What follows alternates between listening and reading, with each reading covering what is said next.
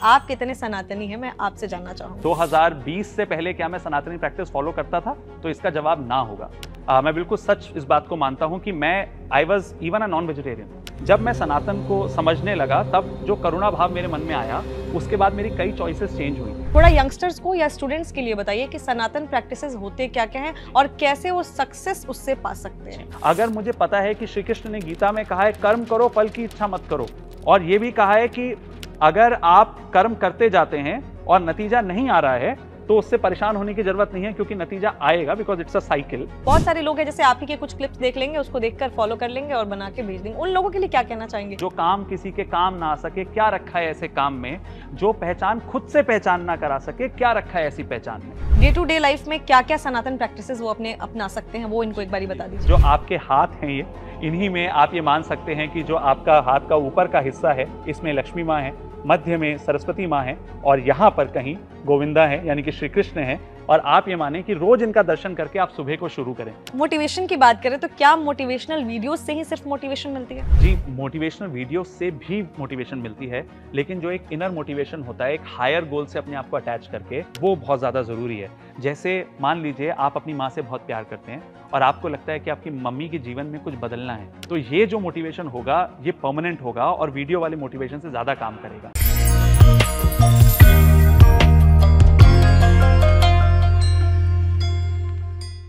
नमस्कार, मैं नेहा राजपूत आप सभी का एबीपी लाइव धर्मा लाइव पर स्वागत करती हूँ।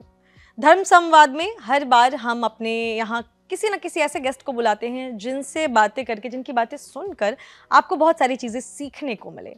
सनातन की तो बात होती ही है, सक्सेस की भी हर जगह बात होती है। आज हमने अपने स्टूडियो में ऐसे ही गेस्ट को बुलाया है जो कि सनातन से सक्सेस की बात करते हैं। सबसे पहले स्वागत करते हैं वैभव पांडे जी का। Thank you ma'am. जैसे मैंने आपका इंट्रोडक्शन दिया, सनातन से सक्सेस, ये आपने एक सीरीज स्टार्ट की, बहुत सारे लोगों की लाइफ चेंज हुई होगी। जिन लोगों ने नहीं देखी ये वीडियो, उनके लिए बताइए क्या था। जी, तो सनातन से सक्सेस एक सीरीज है इंस्टाग्राम पर, एक चैलेंज 75 हार्ट चैलेंज, और वो आप सबने सुना होगा।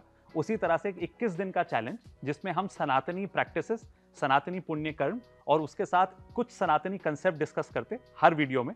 और 21 दिनों में लाखों लोगों का परिवार भी जुड़ गया और लगभग 1 करोड़ लोगों ने इन वीडियोस को देखा। मेन फैक्टर यही था कि जो सनातन से मैंने सीखा कोविड के बाद, क्या मैं उस नॉलेज को औरों को बांटूं, क्योंकि हमारे सनातन में मानते हैं कि नॉलेज बांटने से बढ़ती है।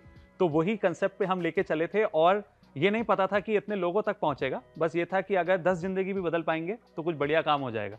तो अपनी लाइफ के पुण्य कर्म सुधारने के लिए इसको करा गया। सनातन से सक्सेस, तो ये इंस्टाग्राम एक इंस्टाग्राम की सीरीज है, चैलेंज है जी। क्या लगा, कितने लोगों की लाइफ चेंज हुई, कुछ फीडबैक मिला आपको? देखिए, जिस तरह से कमेंट्स आते थे या जो इवन आसपास के लोगों के जो डीएम्स आते थे, शुरुआत तो वहां से हुई थी, लेकिन जब कई सेलिब्रिटीज ने इसको ज्वाइन करा, और कमाल की बात ये रही कि जिन लोगों को मैं शायद टीवी पे देखता था या जिन लोगों को जिनके जैसा मैं बनना चाहता था, जब उनके कमेंट्स आते या चीजें होती, वहां से मुझे लगा कि जरूरत तो हर किसी को है। तो मैं ये तो कह ही सकता हूं कि कई हजारों लोगों का जीवन बदला होगा। और अब सबसे ज्यादा जरूरी यह है कि हम अंदर झांकें, अपने अंदर देखें, इंट्रोस्पेक्शन जिसकी बात करी जाती है, सेल्फ इंट्रोस्पेक्शन। मैं अपने अंदर बहुत कुछ चेंजेस ला पाया, और मुझे ऐसा लगता है कि वो इस सक्सेस की, इस सनातन से सक्सेस सीरीज का सबसे बड़ी सक्सेस है कि जो बदलाव मैंने अपने अंदर महसूस करे। सनातन की जब बात होती है, धर्म की बात होती है, तो आजकल सोशल मीडिया पे लोग उसके कंटेंट को इसीलिए चुनते हैं क्योंकि आजकल बोला ना, हमारे मोदी जी ही देखा जाए तो बात करते हैं सनातन की, तो लोग आजकल इसको भी कंटेंट चुन रहे हैं कि भाई धर्म का कंटेंट उठा लिया और उस पर हम वीडियो बना रहे हैं, रील्स बना रहे हैं, उससे हम वायरल हो जाएंगे। उन लोगों के लिए क्या कहना चाहेंगे, क्योंकि आपने रिसर्च की, आपने उसके बारे में आप पढ़ भी रहे हो, लोगों को ज्ञान भी दे रहे हो, बता भी रहे हो, तो आप अपनी पूरी स्टडी करके आते हो। लेकिन बहुत सारे लोग हैं जैसे आप ही के कुछ क्लिप्स देख लेंगे, उसको देखकर फॉलो कर लेंगे और बना के भेज देंगे। उन लोगों के लिए क्या कहना चाहेंगे, क्या इस तरह की चीजें करनी चाहिए? ऐसा अगर आप सिर्फ कुछ लोगों से नॉलेज बांटने के लिए कर रहे हैं और आपको लगता है कि रिसर्च नहीं करनी है, तो इस रास्ते को आप बिल्कुल ना चुनें, क्योंकि धर्म एक ऐसा विषय नहीं है जिसमें बिना रिसर्च के बात करी जा सके। मैं हमेशा एक बात कहता हूं, और मैंने खुद ही लिखी है पंक्तियां, कि जो काम किसी के काम ना आ सके, क्या रखा है ऐसे काम में? जो पहचान खुद से पहचान ना करा सके, क्या रखा है ऐसी पहचान में? तो कोई भी पहचान या कोई भी काम ऐसा क्यों करा जाए जिसके बाद आपको ये लगे कि मैं इस काम के लिए बना ही नहीं था। तो अगर इस तरह से एज अ कंटेंट क्रिएटर आप चीजें चुनेंगे तो हर 15 दिन में आपकी निश बदलेगी, और जिसको एल्गोरिदम भी पसंद नहीं करेगा। तो टेक्निकल सेंस भी नहीं बनता और स्पिरिचुअल सेंस तो बिल्कुल भी नहीं बनता कि आप कोई भी ऐसी चीज लें जिसको आप आगे तक चलाने की ना सोचते हो। मुझे ऐसा लगता है कि आजकल की जनरेशन में सबसे बड़ा प्रॉब्लम ही यही है। हम रील्स वाली जनरेशन है, तो हमारा अटेंशन स्पैन 20 सेकंड का होता है, 30 सेकंड का होता है। हमारे करियर में हमारा स्पैन 1 साल का होने लगा है। तो अगर आपको बार बार ऐसा लगता है कि आपको जॉब स्विच करने हैं, अगर आपको बार बार लगता है कि कंटेंट स्विच करना है, तो ये स्ट्रैटेजी ज़्यादा लॉन्ग टर्म नहीं है। तो मैं तो यही कहूंगा कि इससे रिफ्रेन करें और कोशिश करें जो जिसके लिए आपके लिए इनर कॉलिंग आती हो, जहां आपको लगता है कि हाँ अगर ये काम मैं करूंगा ना तो मेरा जीवन बदलेगा और मैं औरों का जीवन भी बदल सकूंगा, तो सब हो जाएगा। चाहे एंटरटेनमेंट हो, चाहे और भी कोई भी फील्ड, स्पोर्ट्स हो, आपको जहां भी अच्छा लगे, जरूरी नहीं है कि ये वायरल हो रहा है तो आप ऐसे को चुनिए। और इन्होंने वो जर्नी देखी है, अभी हाल ही में इन्होंने वो चुना और ये करना चाहते थे, तो इसीलिए इतने सक्सेसफुल हुए। सनातन से सक्सेस ये कैसे मिल सकता है, ये मैं आपसे जानना चाहूंगी। और आप पहले ये बताइए, आप कितने सनातनी हैं, मैं आपसे जानना चाहूंगी। तो अगर मैं मान के चलूं कि 2020 से पहले क्या मैं सनातनी प्रैक्टिस फॉलो करता था, तो इसका जवाब ना होगा। मैं बिल्कुल सच इस बात को मानता हूं कि मैं I was even a non vegetarian. So मैं ये तो नहीं कहता कि किसी की फूड चॉइस में डिसाइड करूं, लेकिन जब मैं सनातन को समझने लगा तब जो करुणा भाव मेरे मन में आया, उसके बाद मेरी कई चॉइसेस चेंज हुई, मेरी करियर चॉइसेस चेंज हुई। मैं भी सब लोगों की तरह बात करता था कि कितने पैसे कमाएंगे इस प्रोजेक्ट से। वहां से बात चीज चेंज हुई है कि कितनी लाइव्स हम टच कर सकते हैं। हमारे स्कूल कॉलेजों में क्या ये बात होती है कि how many lives will you touch. आज भी हर पेरेंट घर में अपने बच्चों से पूछते हैं कि कितने का पैकेज लगा। तो जब मुझे लगा कि कितने का पैकेज लगा से बदलाव मेरे मन में आया कि बिजनेस डील बड़ी हो या छोटी हो, मैं लाइफ बदल पाऊं। तो जब ये चेंज मेरे अंदर आया तो मुझे लगा मैं सनातनी रास्ते पर हूं, क्योंकि सनातन में एक बड़ी अच्छी लाइन आती है, शतहस्त होकर कमाएं, सहस्त्र हस्त होकर बांटें। जिसका मतलब यह है कि आप 100 हाथों से कमाएं, आप खूब सक्सेसफुल हो, आपका खूब नाम हो। सनातन इस बात को फेवर करता है, लेकिन साथ में यह भी कहता है कि आप 1000 हाथों से दान देने की हिम्मत रख सकते हो। तब आपको जो लक्ष्मी मिलेंगी वो लंबी टिकेंगी और वो आपके साथ चलायमान नहीं होंगी, वो आपको आशीर्वाद देंगी। तो मुझे ऐसा लगता है 2020 के बाद का वैभव वो वैभव है जिसने वाकई सनातनी प्रैक्टिसेस को फॉलो करा। और देखिए ये जर्नी आज मुझे आप लोगों से मिला पाई, तो मुझे बार बार यही लगता है कि ये बहुत ही इंपॉर्टेंट है कि आप उस चीज को फील भी करते हो और अपनी लाइफ में पहले उसको इंप्लीमेंट करते हो। आई हैव बीन समबडी जो प्रॉपर आजकल के पार्टी गोअर्स होते हैं, या जिन लोगों को जिनकी फूड हैबिट जरूरी नहीं है कि सनातनी हो या फिर वो घर पे ही खाना खाते हो, ऐसा नहीं है। लेकिन जब 2021 से बदलाव आया और मैंने एक पंक्ति पढ़ी, अन्नम ना निंदेत तद्व्रतम, जिसका मतलब है कि जो खाना आपके घर में बना है, जो खाना आप खाने वाले हैं, उसकी निंदा ना करें, वो भी व्रत है, वो भी आपको व्रत के बराबर नतीजा देगा। और मैंने तो अपनी लाइफ में ऐसा पाया कि मुझे खाने से भी जो न्यूट्रिशन मिलता था वो भी इंप्रूव हुआ है और एनर्जी लेवल्स भी इंप्रूव हुए हैं, ऐसा मुझे लगता है। 2020 के बाद वाले वैभव को तो सभी लोग जान रहे हैं और देख रहे हैं, 2020 से पहले वाले वैभव के बारे में थोड़ा और बताइए ताकि लोग आपके बारे में और जान सके। सो 2020 से पहले मैंने 2012 में अपनी इंजीनियरिंग कंप्लीट करी। I am an engineer. जो बहुत सारे लोग इंजीनियर होते हैं और वो अलग अलग काम करते हैं, ये पाया भी जाता है। और वो 3 इडियट्स वाली टाइप की कहानी थी। मुझे ऐसा लगता था कि मैं कुछ और करने के लिए बना हूं, तो मैं 2012-13 में एजुकेशन में आया और पिछले 10 से 11 साल अब हो गए मैंने एजुकेशन में एक पूरी ऑर्गेनाइजेशन बिल्ड करी जिसका मैं सीईओ भी हूं। और उसके साथ साथ मैं कह सकता हूं कि लगभग 1 लाख स्टूडेंट्स को मैंने पर्सनालिटी ट्रेनिंग, लैंग्वेज ट्रेनिंग, इन चीज़ों में ट्रेन करा। लेकिन इस सब के साथ साथ मुझे लगता है कि बच्चों से हम IQ, EQ की बात करते रहे, SQ छूट गया। SQ है स्पिरिचुअल क्वेश्चन। हम में से कितने लोग ऐसे हैं जो पैसे कमा लेने के बाद खुश रह पा रहे हैं? हम में से कितने लोग ऐसे हैं जो अपने रिलेशनशिप्स मेंटेन कर पा रहे हैं? अगर ये सब नहीं हो पाएगा तो सारा पैसा कमाया हुआ बेकार हो जाएगा। आजकल बहुत सारे क्रिएटर्स इस पे बात करते हैं कि अर्ली रिटायरमेंट किस एज में हो सकता है, फायर नंबर, ये सब चलता रहता है। इसकी जरूरत क्यों पड़ी होगी? शायद इसकी जरूरत इसलिए पड़ी कि जो काम हम करते हैं हमें उसमें बिल्कुल मजा नहीं आ रहा है। वीकेंड कल्चर की जरूरत क्यों पड़ी होगी? शायद हम मंडे टू फ्राइडे जो करते हैं हमें उसको डिटॉक्स करने के लिए सैटरडे संडे पार्टी करनी पड़ रही है। तो मैं भी इन्हीं तरह के कल्चर को फॉलो करने वाला वैभव था। लेकिन फिर मुझे ऐसा रियलाइज हुआ कि सनातनी प्रैक्टिसेस के थ्रू आप एक हायर गोल से आपको जोड़ते हैं। वो 2047 के भारत का हायर गोल भी हो सकता है कि मैं एक युवा हूं, 2047 में मेरा देश नंबर 1 होना चाहिए। ये एक हायर पर्पस ये भी हो सकता है। और एक हायर पर्पस ये हो सकता है कि जिस स्थिति में मेरा परिवार आज है, मैं वहां से उनको बाहर निकालूं और उस पूरे प्रोसेस में कई लोगों का जीवन बदलूं। हायर गोल कुछ भी हो सकता है, लेकिन जो पहले वाला वैभव है शायद वो सिर्फ अपनी गाड़ी को और बड़ा करना चाहता, और जो अभी वाला वैभव है वो गाड़ी और घर के अलावा ये भी चाहेगा कि और लोगों के गाड़ी और घर आ पाए उसकी वजह से। वो फर्क आया। आप मोदी जी और योगी जी के नक्शे कदम पर चल रहे हैं, बहुत सारे लोगों का जीवन बदलने वाले हैं। सनातन प्रैक्टिसेस आप खुद क्या क्या करते हैं अपनी लाइफ में डे टू डे? तो मैं कुछ चीजें यहाँ बताना भी चाहूंगा जिससे कई सारे यंगस्टर्स और कई सारे लोग इसको यूज कर सके। मेखला बंधन एक टेक्निक है सनातन की जो मैंने वेदों से पढ़ी, और ये बड़ी सिंपल है।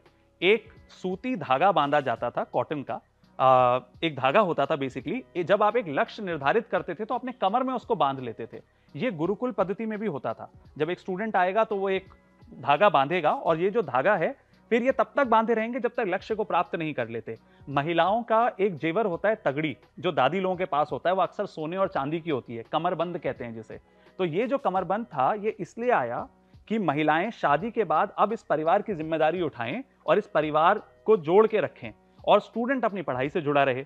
तो ये जो मेखला बंधन है या कमरबंद है, इसको आप आजकल के जमाने में ना भी कर पाएं तो क्या आप एक इमेजिनरी मेखला बंधन नहीं कर सकते? क्या आप आंख बंद करके जिस भी भगवान में आप मानते हैं ये नहीं सोच सकते कि मैंने धागा बांध लिया, अब जब लक्ष्य की पूर्ति हो जाएगी, प्राप्ति हो जाएगी मुझे, उसके बाद इस धागे को खोलूंगा? अगर इस थॉट लाइन से आप चलते हैं तो रोज सुबह आप एक बार इस मेखला बंधन प्रैक्टिस को फॉलो करें कि आप ये माने कि आपने धागा बांधा है, कि आप अपने लक्ष्य के प्रति आगे बढ़ेंगे।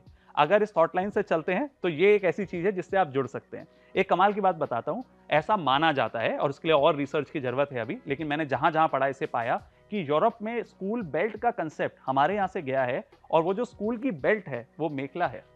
वो बेल्ट ही नहीं है, वो रिस्पॉन्सिबिलिटी भी है, और वहां से सब शुरुआत हुई, हमारे यहां से ये शुरुआत हुई। तो कितनी कमाल की बात है कि क्या हम इस तरह की कोई प्रैक्टिस कर सकते हैं। सेकंड, एक मैंने कंसेप्ट बनाया था जो काफी वायरल हुआ था, सनातनी विजुअलाइजेशन। देखिए, जब ये बात कहते हैं ना कि सरस्वती माँ जुबान पे बैठी होती हैं, अच्छा बोलो, तो कई लोग बोल देते हैं अरे ऐसी कोई मॉडर्न बात नहीं बता रहे हो तुम, ऐसे थोड़ा होता है। लेकिन फिर जब बात करते हैं विजुअलाइजेशन की, एफर्मेशंस की, तो लोग कहते हैं पूरा लॉजिकल है। तो ये डुअलिटी ठीक नहीं है। तो मैंने सोचा एक सनातनी विजुअलाइजेशन बना लेते हैं। तो मैं अक्सर अपने साथ जो कई क्रिकेटर्स भी जुड़े हैं, कई स्टूडेंट्स जुड़े हैं, उनको ये करवाता हूं कि भाई आप आंख बंद करिए और सारे सेंसेस को सक्सेस से जोड़िए अपनी। जैसे मान लीजिए मैं आंख बंद करूं और ये इमेजिन करूं कि मैं जब परफॉर्म कर रहा हूं तो मेरे नाम का जयकारा हो रहा है और लोग बोल रहे हैं वाह वैभव तुमने कितना अच्छा करा, तो ये साउंड वाला एंगल हो गया। अब मैं आंख बंद करके इमेजिन कर रहा हूं, देख रहा हूं अपने आप को सक्सेसफुल होते हुए, तो मेरा विजन उससे रिलेट हो गया। अब लेकिन मैं यहां से मानता हूं कि भाई मैं अपनी सनातनी रूट से जुड़ा रहूंगा, अपने मंदिर जाऊंगा, चाहे मम्मी के सहायता से कुछ बनाऊं, लेकिन एक ऐसा प्रसाद बनाऊंगा जो भोग में भगवान को लगा सकूं, और उसकी स्मेल और उसके टेस्ट को चखूंगा और भगवान को थैंक यू भी कहूंगा। और इस पूरी प्रोसेस को मैं तब तक दोहराऊंगा जब तक मैं सफल नहीं हो जाता, यानी कि मैं अपनी सफलता के दिन को पूरी तरह जीऊंगा। तो कुछ इस तरह की प्रैक्टिसेस हैं, अगर आप इनको फॉलो करते हैं तो नतीजे जरूर आते हैं। तो ये आपने खुद भी अपनी लाइफ में किया? जी, मैंने खुद भी अपनी लाइफ में करता हूं और आज भी किया, ताकि चाहे आज का कंटेंट जो मैं सोशल मीडिया पे बनाऊं या आज का इंटरव्यू जो दूं उसको अच्छी तरह से दे पाऊं। क्योंकि अगर मैं अभी इसी बात को अगर मैं काइजन कह दूं और जापानीज प्रिंसिपल बता दूं कि भाई रोज छोटे छोटे इंप्रूवमेंट करते हैं, गजब बात होती है, तो खूब ताली बज जाएगी। और अगर मैं इसमें कोई सिंपल सा हिंदी नाम ले लूं और ये कहूं कि अरे उन ऋषि ने बनाया था, तो शायद उतनी ताली ना बजे। तो इस बदलाव को तो इस चीज को तो बदलना ही पड़ेगा कि अपनी प्रैक्टिसेस को अच्छा तो मानना ही पड़ेगा, तभी नतीजा आएगा। गुरुकुल में बहुत हद तक ऐसी चीजें कराई जाती हैं, बच्चों को ऐसी चीजें सिखाई जाती हैं। आप कितना फेवर में हैं गुरुकुल के? मैं पूरा फेवर में हूं। मुझे लगता है कि दुनिया का वो देश जहां से सभ्यता पहले जन्मी या जहां पे कला पहले जन्मी, अगर वही देश जो देश विश्व गुरु बनना चाहता है, वो कभी चाहता ही नहीं कि वो दूसरे देशों पर आक्रमण करके उनको हथिया ले। अगर वो देश दुनिया को सही रास्ता नहीं दिखाएगा तो कौन दिखाएगा? अगर तक्षशिला यूनिवर्सिटी की बात करें या नालंदा की बात करें, कोई भी ऐसी बात करें, जब एजुकेशन की बात होती है तो भारत की बात क्यों ना हो?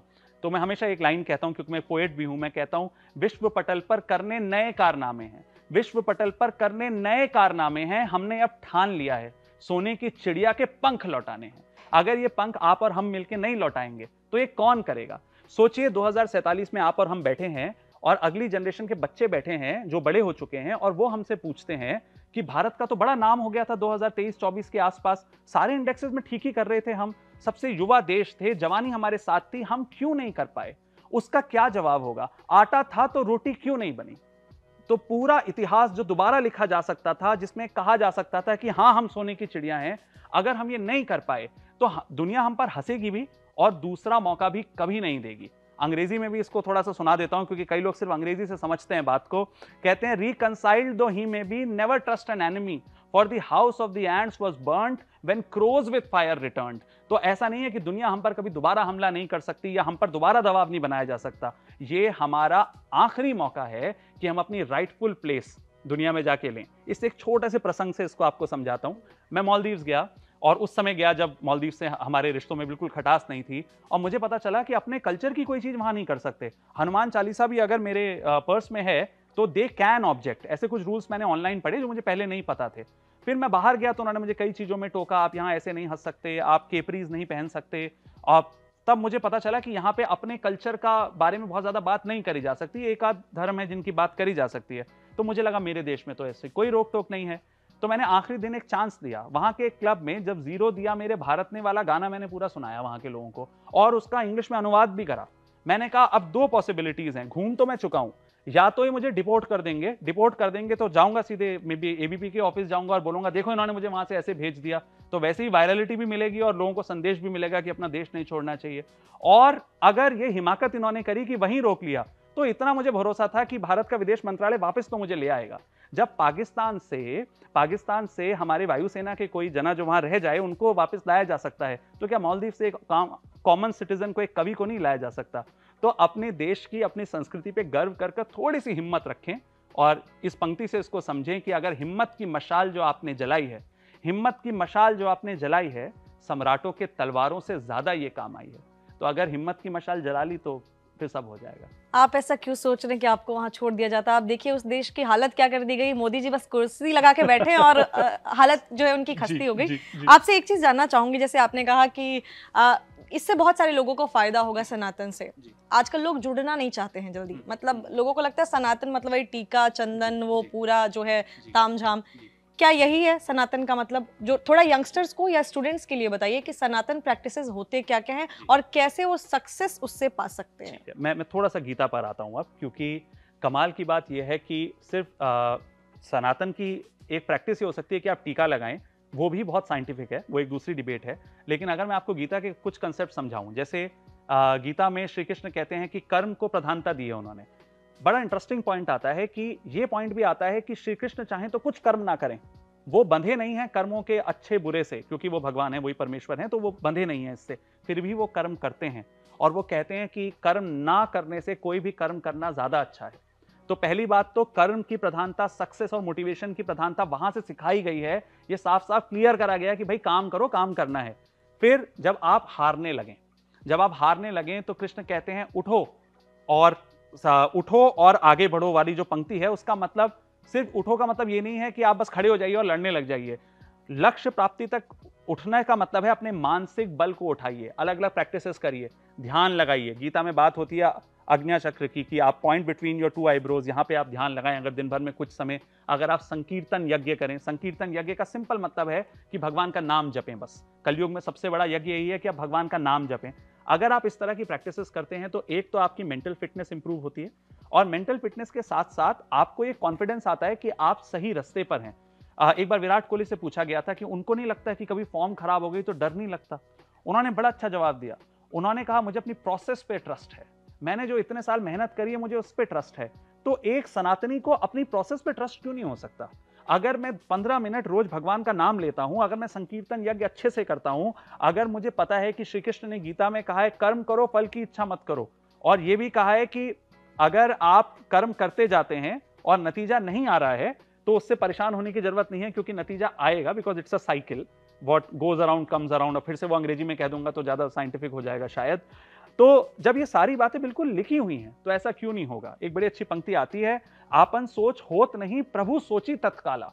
यानी कि आपके सोचने से शायद नहीं हो रहा हो, लेकिन अगर भगवान सोच लेंगे ना तो ये जरूर होगा। हम अक्सर अपने ऑफिसेज में कहते हैं, स्कूलों में कहते हैं, वो टीचर मुझे समझ नहीं रहे थे इसलिए नंबर कम रह गए, वो बॉस मुझे समझ नहीं रहे थे इसलिए मेरा प्रमोशन नहीं हो पाया। हम ये क्यों भूल जाते हैं कि there is a higher boss? हम ये क्यों भूल जाते हैं कि जो घंटे आप मेहनत कर रहे हैं उसका हिसाब सरस्वती लिख रही हैं? तो जिस दिन वो आपको नतीजा देंगी उस दिन सब होगा। क्या आपने ऐसी कहानियां नहीं सुनी कि एक रिक्शे वाले का बेटा आईएएस अधिकारी बन गया? क्या आप इस देश में नहीं देख रहे हैं कि एक चाय वाला प्रधानमंत्री बन गया? तो कोई तो हिसाब रख रहा था, और इस हिसाब से जिस दिन नतीजा आना शुरू हुआ उस दिन सब सच हो गया। आज का नतीजा आज कहां मिलता है? अंगत सा पांव जो विपत्ति में जमाता है, जो ठान ले वो जीत ही जाता है। तो अगर जीतना है और आप ठान चुके हैं और सनातनी प्रैक्टिसेस को फॉलो कर रहे हैं तो जरूर होगा।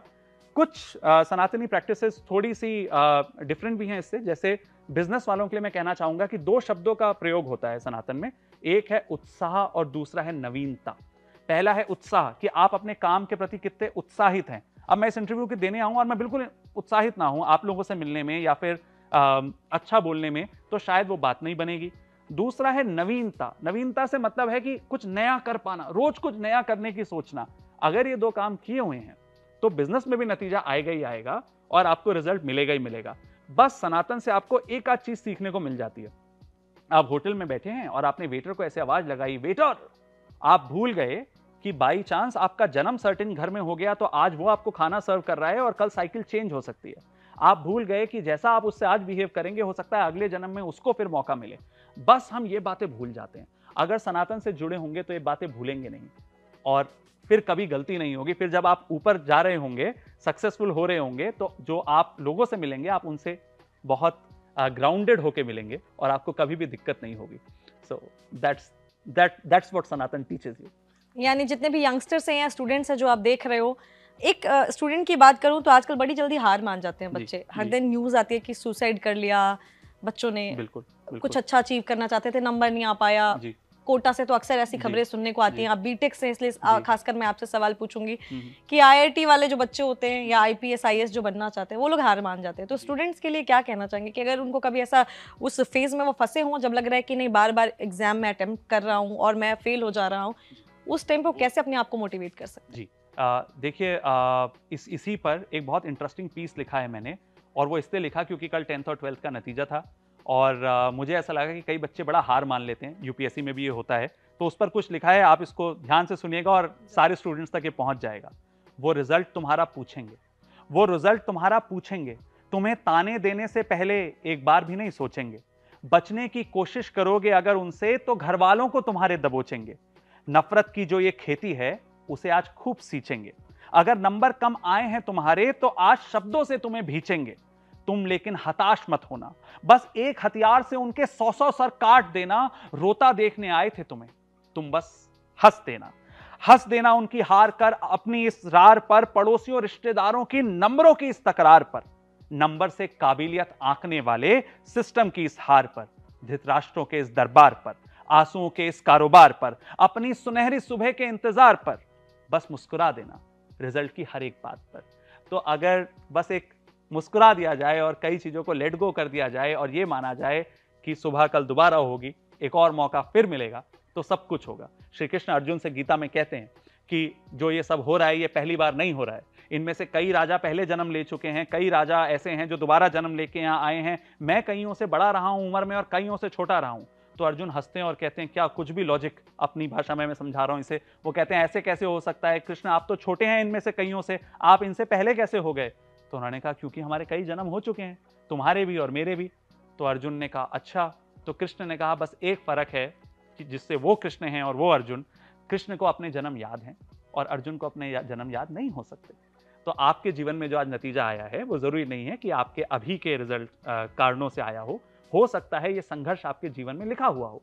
तो अगर आप ये मान लें कि ये पहली बार नहीं है, ये एग्जाम कई बार होगा, दोबारा इस चक्र में आना है, तो सब कुछ हो जाएगा।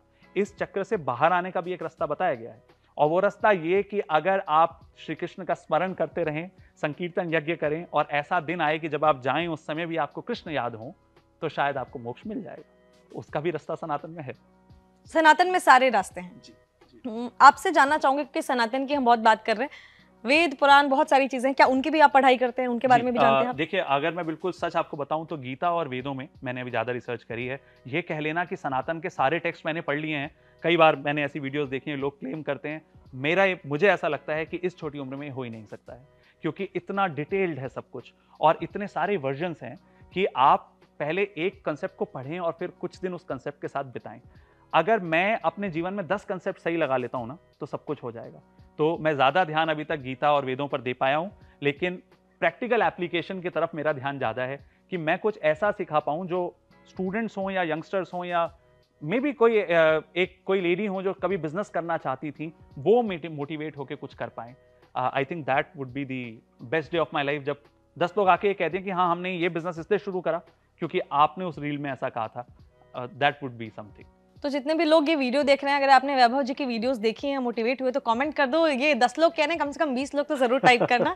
आगे बढ़ते हैं, मोटिवेशन की बात करें तो क्या मोटिवेशनल वीडियोस से ही सिर्फ मोटिवेशन मिलती है?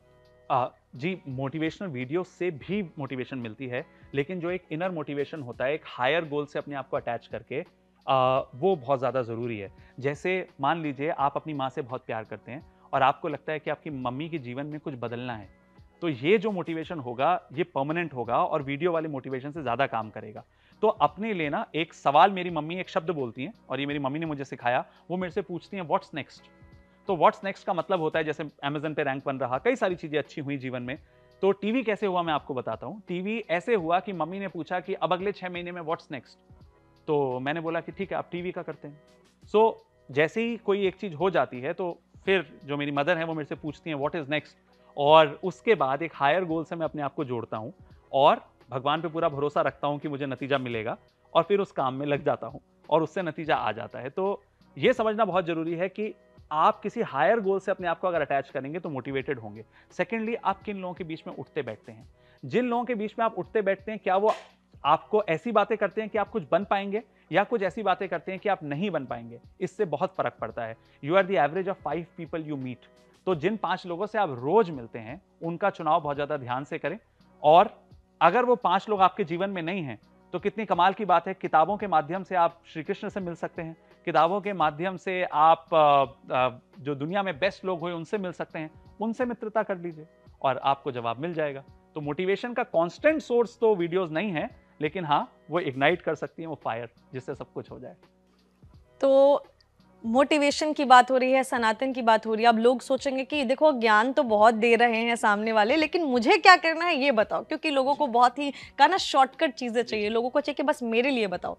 उन लोगों को, जितने लोग वीडियो देख रहे हैं, डे टू डे लाइफ में क्या क्या सनातन प्रैक्टिसेस वो अपने अपना सकते हैं, वो इनको एक बारी बता दीजिए। तो देखिए, सबसे पहला, जब आप सुबह उठते हैं तो आप कोशिश करें कि आप धरती माँ को प्रणाम करें और थैंकफुल हों इस बात के लिए, ग्रैटिट्यूड लाएं अपने मन में कि भाई आपने अगला दिन तो देखा ही है और आप उन पे पाँव रखने वाले हैं, तो एक हल्का सा ये थॉट भी रखें कि भाई इस गलती के लिए मुझे माफ़ करें और अब मैं अपना दिन शुरू करूंगा। फिर एक बड़ी अच्छी सी लाइन आती है जिसमें कहते हैं, कराग्रे वस्ते लक्ष्मी, कर मध्य सरस्वती, कर मूले तू गोविंदा, प्रभाते कर दर्शनम। यानी कि जो आपके हाथ हैं, ये इन्हीं में आप ये मान सकते हैं कि जो आपका हाथ का ऊपर का हिस्सा है इसमें लक्ष्मी माँ है, मध्य में सरस्वती माँ है और यहाँ पर कहीं गोविंदा है यानी कि श्री कृष्ण है, और आप ये माने कि रोज इनका दर्शन करके आप सुबह को शुरू करें। अब इसमें एक बड़ी इंटरेस्टिंग लाइन आती है, जो आपके हाथ हैं वही भगवान या जगन्नाथ हैं। अब इसका कंसेप्ट क्या है? इसका कंसेप्ट ये है कि इन्हीं हाथों से मैं अगर बीमार हूं तो दवाई खा सकता हूं, इन्हीं हाथों से अगर मेरी हेल्थ नहीं बन रही तो मैं बॉडी बना सकता हूं, इन्हीं हाथों से मैं कर्म करके धनवान बन सकता हूं। तो अपने हाथों को भगवान मानते हुए कर्म का रास्ता अपनाएं। अगर आप दाएं हाथ से कर्म करेंगे, ये भी वेदों से है, अगर आप दाएं हाथ से कर्म करेंगे तो आपके बाएं हाथ में जीत होगी। क्या ऐसा नहीं हो सकता कि ये पंक्ति बाएं हाथ का खेल है, यहीं से आई हो? ये भी तो हो सकता है ना कि अगर मैं इस कंसेप्ट के साथ बस 2 घंटे दिन भर में मेहनत कर लूं, सुबह के आवर्स लगा लूं, तो मेरा दिन एक अलग लेवल पे पहुंच जाए। अब जो मैंने पहले भी कहा था, आईक्यू की बात हो गई कि आप इंटेलिजेंट हो, आप उसके लिए पढ़ाई करें या सक्सेस के लिए काम करें। ईक्यू और एसक्यू पे ध्यान दें। ईक्यू का मतलब है कि दिन भर में आपका ऐसा क्या काम है जो आपको एथिकली और स्ट्रांग बनाता हो, एम्पैथेटिक बनाता हो। क्या ऐसा है जो आप औरों के लिए कर सकते हैं। और फिर वो स्पिरिचुअल क्वेश्चन वाला टाइम जिसमें आप अपने भगवान से जुड़ते हैं। अगर ये 3 टाइम आप दे चुके हैं तो उसके बाद आ जाता है आपका कम्युनिटी टाइम। कम्युनिटी टाइम का मतलब है कि आपका ऐसा क्या काम है जिससे आसपास की कम्युनिटी को फर्क पड़ता हो। अगर ये सारे काम आपने दिन भर में करे हैं तो आपका टाइम अच्छे से मैनेज्ड है। एक इंपॉर्टेंट एस्पेक्ट जो बहुत ज्यादा जरूरी है वो ये कि एक क्रिया मैंने इसमें सिखाई थी, त्राटक क्रिया, जो वैसे बहुत कॉमन है लेकिन कई लोग नहीं जानते हैं, कि आप एक फ्लेम इग्नाइट करें, आप एक मोमबत्ती की लौ जलाएं और उसको अपनी आई लेवल पर लेके आएं, और फिर कम से कम 5 मिनट तक कोशिश करें कि आप उसको लगातार देखें। बीच में पलकें झपकेंगी लेकिन आप उसको लगातार देखें। इतनी प्योरिटी, इतनी कामनेस फील होती है और इतनी एकाग्रता बढ़ती है कि आपको जो 15 दिन बाद नतीजा मिलेगा वो बिल्कुल अलग होगा। इन छोटी छोटी सनातनी प्रैक्टिसेस को अप्लाई करके देखिए। लेकिन हाँ, एक 2 एस और हैं। एक है साक्षात्कार, यानी कि आत्म साक्षात्कार, यानी कि अपने से बात करने का समय रखिए, और दूसरा है स्वाध्याय। कुछ ऐसा पढ़िए जिसको पढ़कर आप थोड़ा सा नेक्स्ट लेवल पहुंचते हो।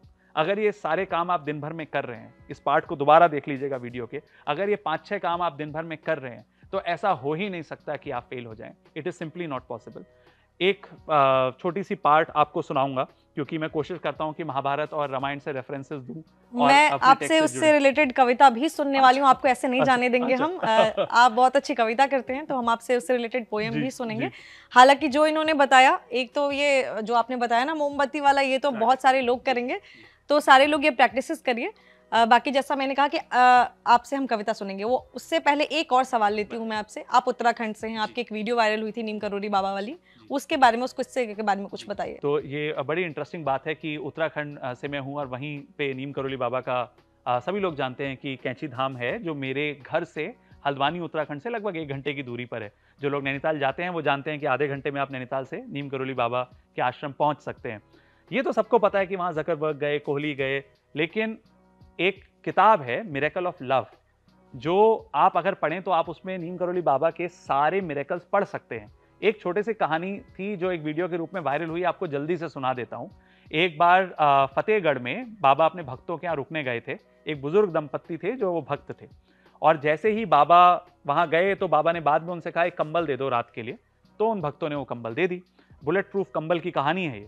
और हुआ ये कि रात को बाबा सोने चले गए, लेकिन ये दंपत्ति को हल्की हल्की कराहने की आवाज आती रही बाबा की रात भर। अब ये सवाल तो नहीं पूछ पाए, क्योंकि बाबा से क्या पूछते, बाबा तो बहुत कुछ खुद ही कर सकते थे। अगले दिन बाबा ने उनको वो कंबल लौटाई और कहा इस कंबल को किसी पानी में जाके कहीं बहा देना। तो अब ये जब इस दंपत्ति ने कंबल पकड़ी तो एक कंबल बहुत ज्यादा भारी हो चुकी थी। अब बिल्कुल समझ में नहीं आया कि कंबल भारी क्यों हुई है। इस बात को 1.5 महीना बीत गया, बाबा वापस चले गए। 1.5 महीने बाद वॉर से इस दंपत्ति का बच्चा वापस आता है और कहता है कि आज से 1.5 महीने पहले एक ऐसी रात थी जब दुश्मनों ने अटैक कर दिया और चारों तरफ से गोली चली, लेकिन मुझे कुछ नहीं हुआ, मानो मैंने बुलेट प्रूफ कंबल पहन रखी है। और वो जो बुलेट प्रूफ कंबल थी, शायद जो बाबा की कंबल थी वो बुलेट प्रूफ कंबल बन गई, ऐसी मान्यता है। और कमाल की बात यह है कि सिर्फ मान्यताएं नहीं है, इनमें से बहुत सारी चीजें किताबों में डॉक्यूमेंटेड है, because this is recent history. ये ऐसा नहीं है कि 10वीं शताब्दी की बात हो रही है, दिस इज रीसेंट हिस्ट्री। सो नीम करोली बाबा की ये कहानी और ऐसी कई सारी कहानियां हैं। इसके अलावा क्या आपको पता है कि उत्तराखंड में न्याय के देवता होते हैं, गोलजू देवता, जो वैसे मेरे इष्ट देव भी हुए। और अल्मोड़ा में एक मंदिर है, अल्मोड़ा जब आप जाते हैं, अल्मोड़ा उत्तराखंड में है, और घोड़ाखाल में एक मंदिर है जो गोलजू देवता का मंदिर है। अब इस मंदिर में लोग अपनी अर्जी लगाते हैं, यानी कि चिट्ठियां लिखते हैं जिसमें वो गोलजू देव से न्याय मांगते हैं, इसलिए उनको न्याय के देवता कहते हैं। और मैंने एक वीडियो बनाई थी कि दुनिया का सबसे ज्यादा नतीजा देने वाला कोर्ट भी है ये, क्योंकि ऐसी मान्यता है कि वहां पे अर्जी में आप बस लिख दीजिए कि ये मेरे साथ गलत हुआ और इसको गोलजू आप ठीक कर दीजिए, तो लोग जब वो काम हो जाता है तो इस चिट्ठी को वापस ले जाने आते हैं, घंटी भी बांधते हैं, ऐसी मान्यता है। तो न्याय के देवता गोलजू को माना जाता है और ये मंदिर आप पाएंगे अल्मोड़ा में। अब कमाल की बात यह है कि अगर आप थोड़ा सा आगे जाते हैं अल्मोड़ा से, तो आपको एक ऐसा मंदिर मिलता है जहां पे जो कात्यायनी देवी का मंदिर है। और इस मंदिर की एक बहुत खास बात है, कसार देवी मंदिर, जिसमें माना जाता है कि अर्थ में ऐसे 3 ही प्लेसेस हैं जहां पे जियोमैग्नेटिक फील्ड इतना हाई है कि आपको एक अलग तरह की हैप्पीनेस और एक अलग लेवल का मेडिटेशन आप वहां कर पाते हैं। और ये सब डॉक्यूमेंटेड है, दुनिया में ऐसी 3 ही जगह हैं। जब आप वहां जाते हैं तो आपको ये भी पता चलता है कि स्वामी विवेकानंद ने वहां पर आध्यात्मिक चीजें भी प्राप्त करी और वहां पर ध्यान भी लगाया। तो उत्तराखंड में ऐसी कई सारी जगहें हैं। मैं बहुत भाग्यशाली हूं कि मैं देवभूमि से हूं। तो आप कोशिश करें कि आप उत्तराखंड जाएं तो इन मंदिरों में जरूर जाएं, और आपको जो आध्यात्मिक ऊर्जा प्राप्त होगी वो बिल्कुल डिफरेंट होने वाली है। बस एक रिक्वेस्ट, सॉरी मैं आपको कट कर रहा हूं, बस एक रिक्वेस्ट, टूरिस्ट की तरह ना जाएं, सिर्फ रील बनाने ना जाएं, इस भाव से जाएं कि भगवान आपका जीवन बदलेंगे, क्योंकि भगवान भाव के भूखे हैं और किसी चीज के नहीं। मैं भी इसी से कुछ मिलता जुलता लोगों से कहने वाली थी कि सिर्फ राफ्टिंग करने मत जाओ, ऋषिकेश थोड़ा आगे चले जाओ, मंदिर भी घूमो। आपने, जैसा मैंने कहा था कि आप महाभारत और रामायण से जो है जुड़े हुए हैं, कुछ कविता, कुछ पंक्तियां अगर उसकी जो आप सुना पाए। जी मैंने ये मैं हर जगह सुनाता हूँ, कई IITs आए, कुछ न्यूज़ सुनाइए, ABP पे कुछ एक्सक्लूसिव होना चाहिए, कुछ नया सुनाइए आज। ठीक है, तो पहले मैं इससे शुरू करता हूँ और कोशिश करूंगा कि कुछ ऐसा सुनाऊं जो आपके पास हमेशा रहे। वो ये कि लक्ष्य अगर है पाना तो सब कुछ लगाना होगा, यानी कि अगर लक्ष्य पाना है तो सब कुछ लगाना होगा। गीता में बात होती है त्याग होना बहुत जरूरी है। लक्ष्य अगर है पाना तो सब कुछ लगाना होगा, त्याग तेज तपस्या सब कुछ लेकर आना होगा। जो संकल्प लिया जो संकल्प लिया उसे हर क्षण निभाना होगा, यज्ञ में आहुति संग खुद को भी जलाना होगा। कई हारों की श्रृंखला जेल मुस्कुराना होगा, प्रमाद में बीते हर लम्हे पर खूब पछताना होगा। लक्ष्य प्राप्ति के लिए रक्त का कतरा कतरा बहाना होगा, लक्ष्य अगर है पाना तो सब कुछ लगाना होगा। पांडवों सी आस रखकर इस चौसर में सब कुछ लगाना होगा। असफलता के आगे सिर झुकाने से बेहतर तो सिर कटाना होगा। मां सीता सी पावन है तुम्हारे लिए तुम्हारी सफलता, मां सीता सी पावन है तुम्हारे लिए तुम्हारी सफलता। इसे श्री राम सा ढूंढवाना होगा, भीष्म की है ये प्रतिज्ञा, इसे हर हाल में निभाना होगा। और अंत में महाकाल भी विरुद्ध खड़े हो जाएं, अगर साक्षात महाकाल अगर विरुद्ध खड़े हो गए और लगा उन्होंने कहा नहीं अभी फल दूंगा, महाकाल भी विरुद्ध खड़े हो जाएं अगर, तो बन गणेश शीश कटवाना होगा। लक्ष्य अगर है पाना तो सब कुछ लगाना होगा। तो अगर आप सब कुछ लगाने के लिए तैयार हैं तो भगवान आशीर्वाद देने के लिए भी तैयार हैं। बेहतरीन। बाकी शायरी वगैरह भी करते हैं आप? जी कभी कभी कुछ शायरी भी सुना दीजिए बहुत सारे लोगों को। एक्सक्लूसिव है एबीपी के लिए और ये सारे पेरेंट्स के लिए है। पैसों के साथ अगर संस्कार के पेड़ भी बोए होते, पैसों के साथ अगर संस्कार के पेड़ भी बोए होते, तो खाली दीवारों को देखकर बूढ़े नैन यूं रोए ना होते। तो अगर हम ये समझ लें कि पैसों से प्यार नहीं खरीद पाएंगे तो बहुत कुछ हो जाएगा। बहुत ही बेहतरीन।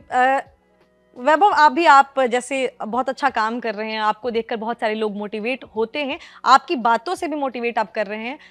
लाइफ में इतनी ही सीरियस हैं या कोई फन साइड भी है आपका? नहीं, बहुत बहुत फन साइड है। कमाल की बात यह है कि मेरे जो बिजनेस पार्टनर्स हैं वो एक मेरे स्कूल फ्रेंड हैं और एक मेरे कॉलेज फ्रेंड हैं, और I am married also now. But मेरे जो कॉलेज वाले फ्रेंड हैं वो मेरे घर पे ही रहते हैं, जबकि ही ओन सा हाउस नियर बाय। और जो मेरे स्कूल वाले फ्रेंड हैं वो हमारे से बस 2 किलोमीटर दूर रहते हैं, और आज के शूट में भी वो यहाँ आए हुए हैं।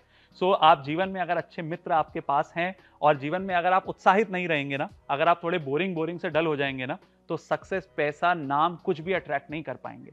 अपनी सरलता बनाए रखें और मुस्कुराते रहें। प्रॉब्लम यह है कि इस सब को इतना सीरियसली ले लिया है कि हम बात भूल जाते हैं कि एक दिन ये पिक्चर बंद होगी और फिर जब नई पिक्चर चलेगी तो जीरो से सब शुरू करना पड़ेगा। तो इस पिक्चर को बहुत सीरियसली लेने की जरूरत नहीं है। ये सवाल इसलिए पूछा क्योंकि अक्सर बहुत सारे लोग, जितने भी लोग सोचते हैं सनातनी, जहां उनको नाम आता है अरे पढ़ाकू होगा, अरे बड़ा सीरियस होगा, अरे ऐसी ही बातें धार्मिक होगा, तो इसीलिए सवाल पूछा क्योंकि आप बहुत अच्छी आपने बातें की, बहुत अच्छी बातें आपने लोगों को बताई। जाने से पहले कोई 2-4 चीजें जो आप यंगस्टर्स को मेनली सजेस्ट करेंगे कि उनको क्या अपनी लाइफ को बेटर बनाने के लिए करना चाहिए? जी, तो जब भी यंगस्टर से बात होती है तो सबसे पहला पॉइंट मैं यही कहता हूं, जो मैंने शुरुआत में भी कहा था कि प्लीज सिर्फ एक एस्पेक्ट यानी कि पैसे को ही मेन एस्पेक्ट मान के अपना करियर डिसाइड ना करें। कई लोग मेरे को मिलते हैं, कहते हैं आईएएस ऑफिसर बनना है क्योंकि बहुत पैसा होता है। इससे खराब लाइन नहीं हो सकती, इससे बुरा कुछ नहीं होता, इससे बहुत अच्छा अखबार डालना होता घरों में। क्योंकि अगर आप आईएएस अधिकारी बनना चाहते हैं क्योंकि आपको पैसे कमाने थे, तो आप में वो सेवा भाव वाला पॉइंट तो है ही नहीं, वो तो पहले दिन ही मिट गया, तो फिर सारी कहानी वैसे ही बेकार हो जाती है। दूसरा इंपॉर्टेंट पॉइंट ये होता है, आप क्या त्याग कर सकते हैं? क्या आप अपने नंबर ऑफ आवर्स जो है आपके रील देखने के, वो त्याग आप कर पाएंगे? क्या आप इस बात का त्याग कर पाएंगे कि घर से थोड़ा दूर जाना पड़ सकता है? मैं कई क्रिकेटर्स को ट्रेन करता हूं, 6-6, 7-7 साल की उम्र में वो घर से चले गए। आपको चाहिए तो शोहरत क्रिकेटर की जैसी, चाहिए नाम क्रिकेटर के जैसा, 6 साल की उम्र में घर छोड़ लेते आप। जब तक ये 2 पॉइंट्स हमें क्लियर नहीं हो पाएंगे ना कि हम क्या छोड़ सकते हैं और हम किस लिए ये कर रहे हैं, तब तक कोई फायदा नहीं होने वाला है। ये बिल्कुल लिखित में दिया जा सकता है कि कोई फायदा नहीं होगा। एक पंक्ति जो हर जगह कहता हूं और यंगस्टर्स को जरूर हमेशा बिल्कुल याद रखनी चाहिए, अगर आप में स्किल है, कुछ करने की विल है, तो कुछ नहीं मुश्किल है। अपनी स्किल को थोड़ा सा पक्का कर लीजिए और विल पावर रख लीजिए, और विल पावर के लिए सनातन आपकी बहुत मदद कर सकता है।